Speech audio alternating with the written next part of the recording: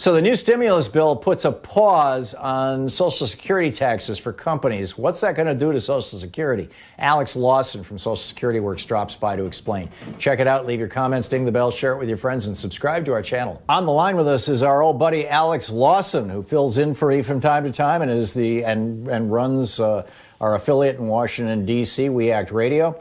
He's also the executive director of Social Security Works, socialsecurityworks.org, a man of many, many talents and who wears many hats. His Twitter handle, A-Law, as in Alex Lawson, A-Law202.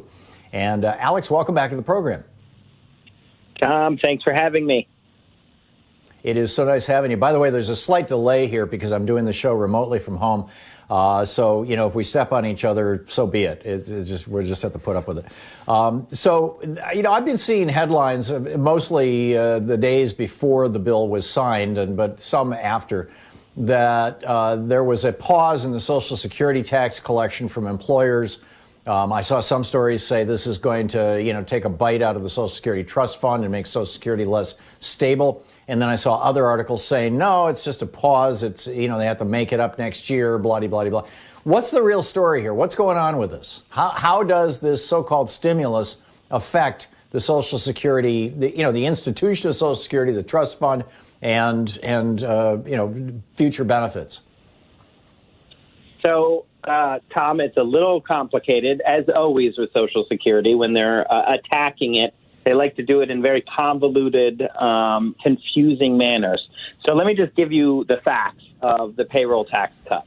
What's happening here is that employers are able to defer their side of the payroll tax contribution for their workers for a period of time. And then, yes, they're supposed to then pay it back.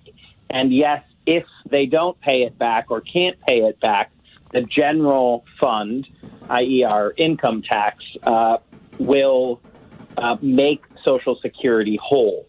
But it is using the dedicated revenue of Social Security for something that it's not supposed to be used for. And there's no reason to do this except to put Social Security in the crosshairs in the future. So you heard it there about how the general revenue would make the system whole. So the money is coming from general revenue. And they always say, like, don't worry, it's coming from general. Well, then just give it from general revenue in the first place. There's no reason to bring Social Security in unless your plan is in a few months to hold up your hands and say, oh, woe is me.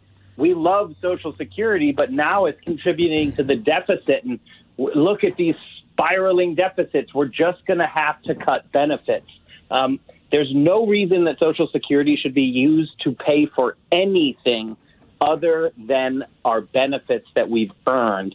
So it's just a matter of maintaining eternal vigilance on this. And we're going to fight in Stimulus 4 to get rid of it as a paying mechanism in Stimulus 3. We're not going to give up on this one. So you're expecting that come the end of the year, when companies are supposed to either pay it back or say, I'm sorry, we're too broke, just let the Treasury pay for it. And it turns out that, I mean, we're talking, I think, about a little less than $1 trillion a year here, that the companies are going to say, we can't pay it. And so the federal government has to pay it. And at that point, you're going to have people like the Peterson Institute and these other groups that want to privatize Social Security, all the big Wall Street banksters. They're all going to be screaming, there's a $100 billion or $500 or $900 billion or $1 trillion raid on the general fund by the Social Security Administration. We can't allow that. Social Security shouldn't be raiding the general fund. I mean, that's going to be the rhetoric, right, on Fox News? That's exactly it. I would adjust the tone slightly, having done this a few times. I know you have as well. That's the outraged one. What they're going to do is more of the woe is me. Oh, we love Social Security, and we would love to not have to cut benefits, but unfortunately, hard times make hard decisions, and this money's coming out of the general, but it's the exact same thing. There's no reason for Social Security to be in the middle of this unless you want to leave that opening to attack it in a few months' time. Wow.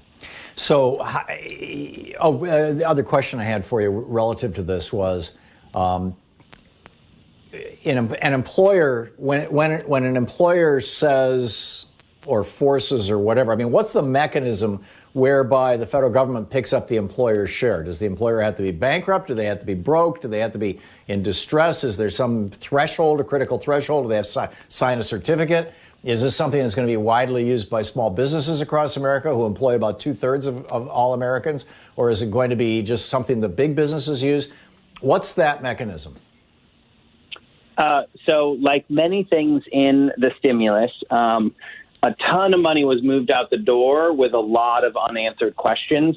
So the actual mechanism is not extremely visible, but is likely to be bankruptcy, right? So a business has to pay back their deferred liability unless they're unable to. And unless they're unable to would be required to, file some form of bankruptcy. But again, there's a lot of unknowns in this stimulus, but that's most likely what it would be. Wow. So you said that this could be fixed in the next stimulus bill. Nancy Pelosi is working on that right now. I'm assuming that although the Senate is on a 3-week vacation, that Mitch McConnell's got people working on it. What would that look like? It's really easy. So Senator Ron Wyden actually had an alternative plan. He's a great champion of Social Security. Also, he's the ranking member on the committee in the Senate. It's in his jurisdiction. Mm-hmm. And he put forward just a really straightforward thing. Instead of putting Social Security in the middle of it, let's just do tax credits from the general fund for the exact amount of the payroll tax deferral, right? So let's say you owed 10, instead of not paying the 10 and then having to pay it back, there'd just be a tax credit to you that said, here's 10. A much better way of doing it, you look around the world at what governments are doing to care for the people during this pandemic and, covering 80% of their wages for the course of the emergency. And here it's a $1,200 check. That's a little unfair because the unemployment insurance is the big victory in Stimulus 3 is the expanded UI. But that's the alternative. And we're going to say that we should Ron Wyden has this, Senator Wyden has this plan. That's what we should switch it to in Stimulus 4, even if we miss a few days, right, if it's in effect for a little bit. We think that mitigating it is still worthwhile. And the whole while, we also raise the profile of this issue. Tom, I don't know how much time we have. If you wanted a little bit of, we've seen this before, right? President Obama was forced to use a payroll tax cut because the Republicans wouldn't let him use a tax credit in 2010.